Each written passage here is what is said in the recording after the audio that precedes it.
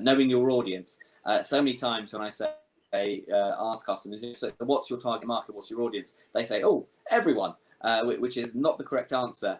Everyone is not your customer, because, for example, you can say a water company, you can say, oh, everyone needs water. Actually, it could be homeowners, or if you're talking about bottled water, it could be sports people or people on the go.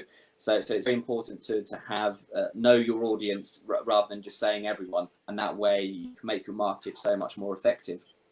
Knowing your competitors, you may have something very niche, unique that no one has thought of before.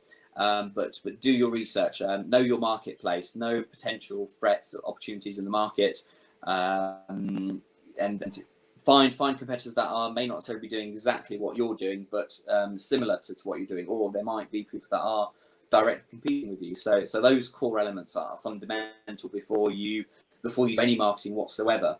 So when you do get around to doing your marketing, do it properly.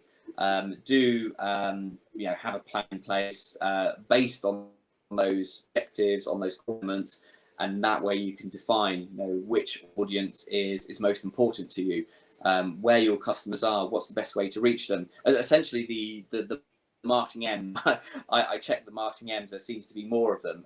For me, the three fundamental ones are obviously message, how you approach the people, media, on which channels, and not all channels will be for all audiences. So find the ones that are relevant for your audience, and the market. So knowing your essentially your product, where it stands, how you want to be perceived in the marketplace, your service, your product. Is it high end? Is it luxury? Is it consumer? Essentially, have that definition of your business. And what we were speaking about earlier, that the fourth fundamental M for me in the marketing mix is measure.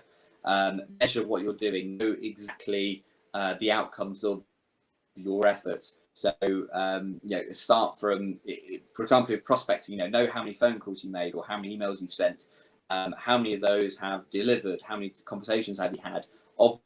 Off the back of those, how many people have continued the conversation. And it's kind of building that sales funnel and having that measure in place as to what you're spending on SEO or PPC, whether it's having the results you expect to see. And if you want the mother of all M's, the joker card of the marketing mix, the fifth marketing M is MIP, should you wish to kind of ace your marketing.